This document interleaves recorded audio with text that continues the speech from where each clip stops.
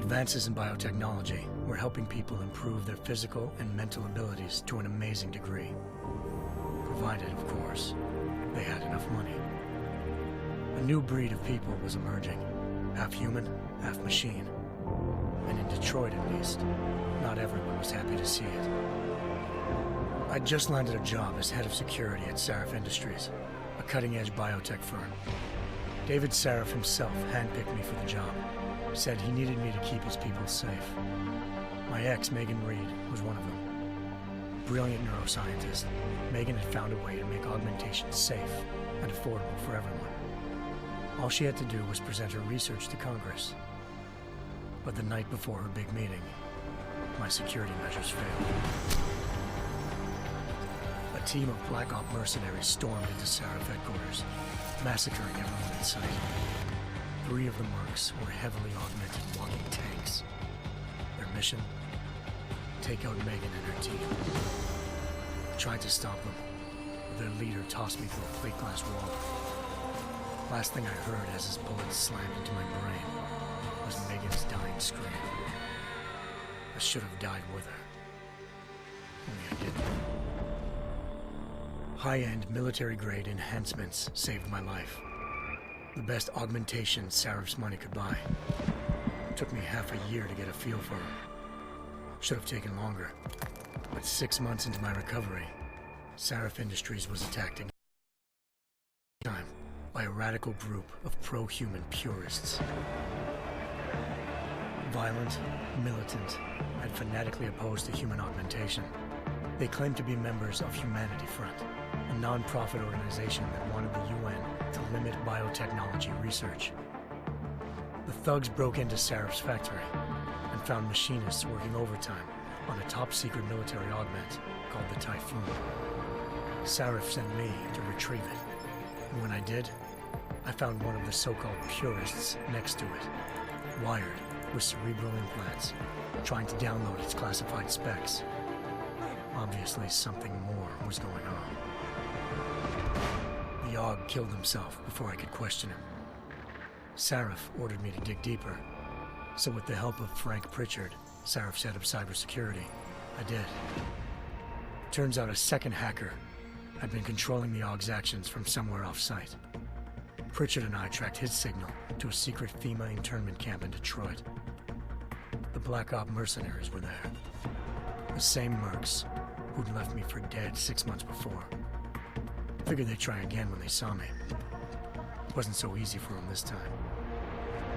I took out the tank named Barrett, even got him to give me a new lead. A penthouse apartment in China. Of course, we both knew it would be a trap in the end.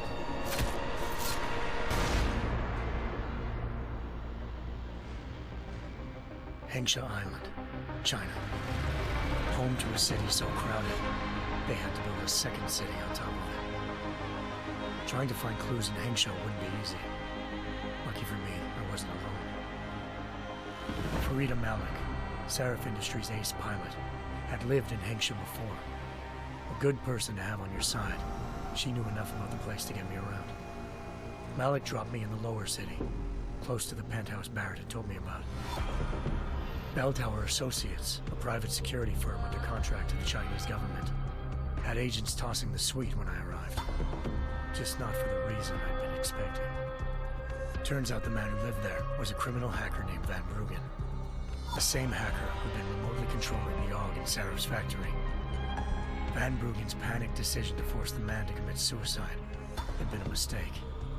Now his mercenary partners were gunning for him, and I needed to find him before they did.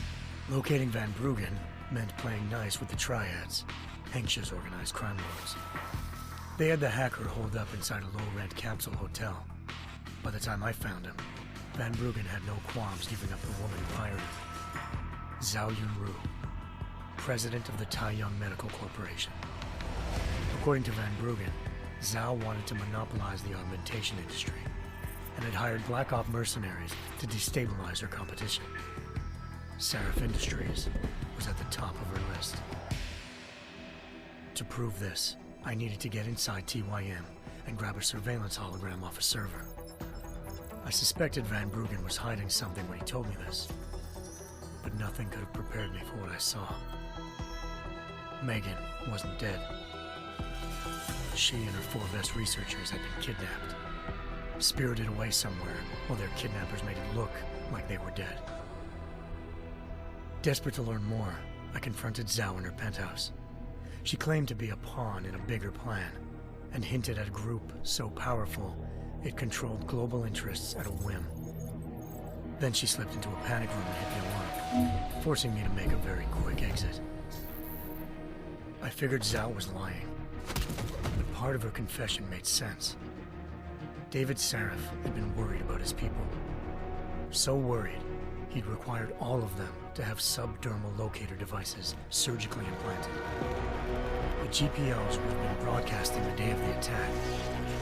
But Zhao said a single call to Picus, the world's leader in global 24-hour satellite news, had turned those signals off.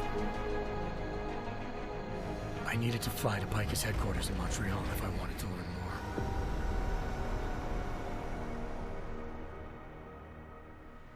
Eliza Cassan, Picus Communications' First Lady of News. Malik thought I was reaching when I told her Eliza was involved in this. The world's most famous news anchor, working with a mercenary hit squad. But when I confronted Cassan in her office, she freely admitted to jamming Detroit's satellites the night Megan's team had been taken. Said she's just been following her commands. I suspected she wanted to say more. But Black Op mercenaries showed up looking to shut us both down. And just like that, the Eliza I'd been talking to disappeared. The Mercs were led by an augmented killer I'd crossed paths with twice before, Fedorova, a woman who'd made silence her best friend. She waited for me to track Eliza's transmission to a secret server room underneath the Picus complex, then jumped me from behind. A deadly fight ensued. I made sure she never moved silently again. With Fedorova down, and no one left to keep Eliza quiet, she reappeared. Turns out Picus's First Lady of News wasn't a lady at all. She was a sophisticated AI program, engineered to monitor data streams and control what people believed. Eliza told me the Mercs had brought in a Humanity Front doctor named Isaiah Sandoval to remove the scientist's implanted tracking devices while Detroit's satellites were down. She also told me to speak to David Sarif if I wanted to learn more. By the time Malik and I got back to Detroit, tensions between normal and augmented citizens had reached a flashpoint. Riots were breaking out in several cities, and the UN was being urged to intervene. Sarif was trying hard to convince Hugh Darrow, the inventor-turned-philanthropist who'd once been a leading proponent of enhancement technologies, to help stop a possible regulatory vote. Sarif had a lot riding on Darrow. Megan's discovery would have given millions of people the chance to evolve beyond their normal human abilities, and at the same time catapulted Sarif Industries to the top of the Fortune 500. According to Sarif, Megan's kidnappers knew this, and didn't want people evolving unless they controlled how it was done. He called his enemies Illuminati, and urged me to keep searching. Determined to do so, I tracked down Sandoval via America's most outspoken augmentation opponent, Bill Taggart, Sandoval's boss and founder of Humanity Front. Sandoval admitted to operating on Megan's team when I confronted him, but said he hadn't removed their GPLs. He'd merely switched them to a different frequency. Pritchard was able to trace one of the signals to China. Malik and I immediately took off in pursuit. Unfortunately, the Illuminati were one step ahead.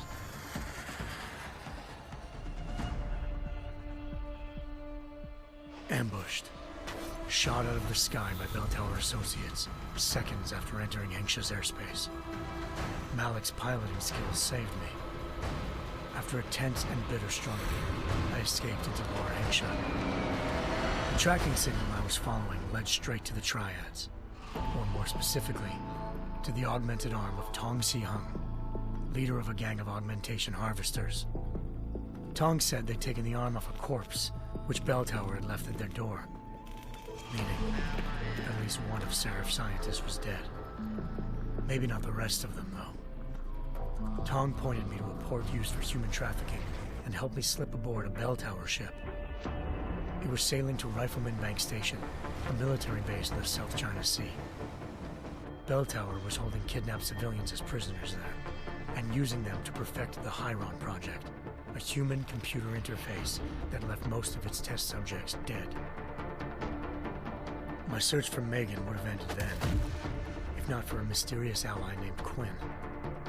In exchange for my help exposing Bell Tower, he slipped me aboard a second ship headed to Singapore and an Illuminati-run biotech facility called Omega Ranch. 3 of Serif's scientists were there, forced by their captors to create a technology capable of remotely shutting down augmented abilities. Thanks to an emergency recall notice issued by the World Health Organization, millions of people all over the world already had the biochip installed. With the help of the scientists, I tracked Megan to a private section of the ranch.